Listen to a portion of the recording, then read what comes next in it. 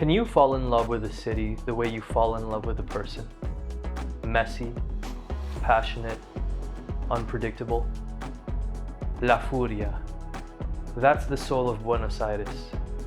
Untamed, electric, seductive, chaotic. She lives in every cracked sidewalk, every whispered lyric at 3 a.m., every bass line that shakes your chest open. You don't just walk through her, you feel her. My name's Tam Odyssey. I'm a musician and a filmmaker, and I came to Buenos Aires chasing a feeling, an instinct, that the city was a cultural mecca, a place where my art could breathe, my melodies could soar, a place where I could really belong. Since then, I've shared mate in plazas and parques with strangers who felt like old friends, sat for hours at smoky asados. Chicos, un aplauso para el asador. Laughing with artists, poets, and watched the city burn in rhythm night after night. It's been a year and 4 months since I've arrived to Buenos Aires. Have I found what I was looking for? Stick around until the end of this episode, and I'll show you.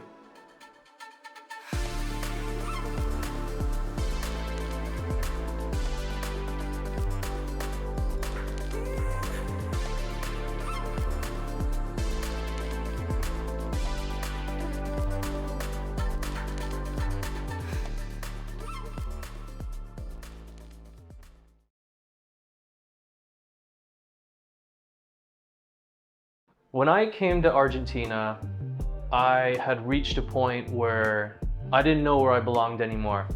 I already had tried living in Mexico for a year and a half.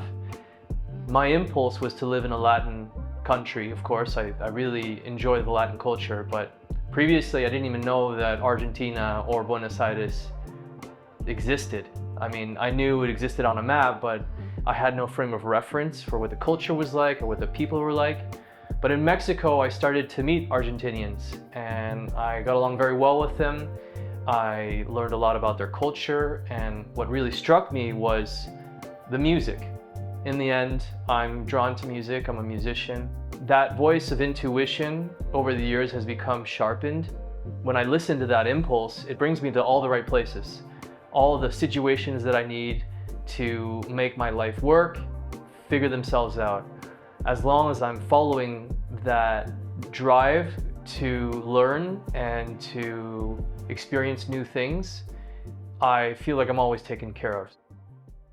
I actually went back to Canada for about a month and a half in August and September of 2024. It was actually in that experience that really cemented my desire to come back and really make it work here in Buenos Aires. There was a lot of noise in my head about whether I was making the right choice at all, because the country is going through so much turmoil, so much change politically, economically.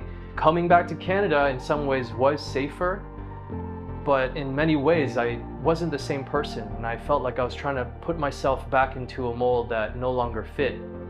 All the friends that I made in Buenos Aires were so excited to see me again, and that was what I really miss, that warmth, that care, that desire to connect that I felt was lacking the types of communities that I was a part of back in Toronto. And not to say that that doesn't exist, but in Buenos Aires, it's just at the forefront of who they are as a people, I believe. Of course, I've had some difficult connections, but overall I've been met with a lot of love. As a Canadian, someone from Toronto, what shocked me the most was the affection and the PDA. That was something that just blew my mind, because where I'm from, a handshake is how you greet somebody. And if you care about somebody and there's someone deep, then yes, of course, you can share a hug. But over here, it's like a kiss on the cheek to the people that you just meet, you know? Obviously not strangers all the time, but it's very customary to greet people that way at parties. And so that touch barrier is already broken from the get-go to getting to know somebody.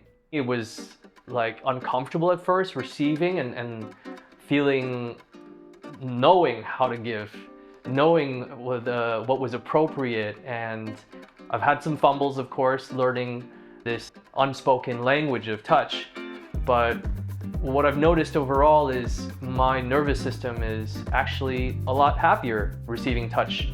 And when I really sit with this thought of like, how many times do I actually touch people like back in my old life, or how much do I receive touch back in my old life in Toronto? And it was very, very little.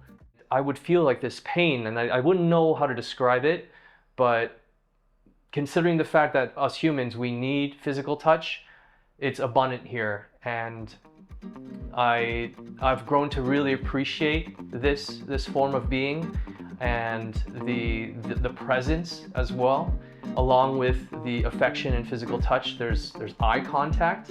You can't get away with just like staring into a corner or looking away. Like, people will ask you, hey, how are you doing?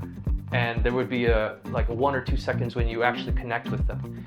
And I love that. It was very jolting to me that it happened so much and so frequently on a daily basis for me to talk to strangers and connect with them, even if it was for small talk.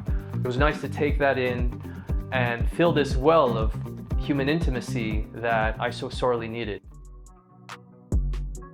Since being in Buenos Aires, I've been a part of a few different video and music collaborations and projects, bizarrely in the trap world, and it was actually kind of fun, to be honest with you, to explore that world and to learn about different things that were outside of my comfort zone, like just different ways to shoot videos, the way that trap artists, for instance, or at least the ones that I worked with, they were just ready to go. Like, they were ready to record, they were ready to write on the spot, and they weren't afraid of being messy. They weren't trying to be perfect. They were accepting of who they were in that moment. Trap is T-R-A-P, T-R-A-P. Is toma riesgos, así prosperarás. I don't know, Hi, German bro! but my spider sense feel something. What's your name, my friend? Agustín, papá, yo soy de acá. Agustín me engañó, habla mejor el español que yo. Pero él sigue de Canadá. Mira, you're from Canada. Yeah, I'm from Canada. I'm from New York, my friend. Oh, bro, New York! I love my Mary Jane. Oh, bro. But what Mary Jane? Like the girl or like the plant? The Green Goblin, no. The Green Goblin, no. Witnessing these artists put themselves out there time again and again, and just being comfortable with having fun with it, that was really rubbed off on me. I have about 3 albums or so and a few singles that were just sitting on the back burner for years and years. And it frustrated me to no end that I couldn't release them. And I know now that a lot of that was just me being a perfectionist. Being here has given me the creative soil. It's given me the audience. It's given me genuine friends who love my music, my community, to help support me in believing in my dreams again. I've since started to work on my EP. I've recorded it here in a studio in Buenos Aires. I have 2 albums that are going to be coming out, 2 EPs. The first one is going to be called The Storm, and the second one is going to be called The Dawn. I've already recorded them in the studio, and instead of producing them and making them this fancy thing, I decided to just keep it straight acoustic.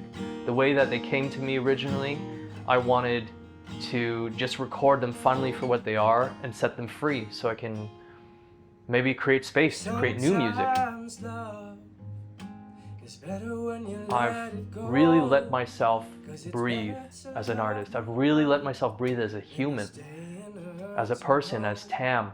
I've let myself take up more space and to enjoy quiet moments by myself, washing my own dishes, doing my laundry, going for a walk without my cell phone, and just admiring the beautiful architecture.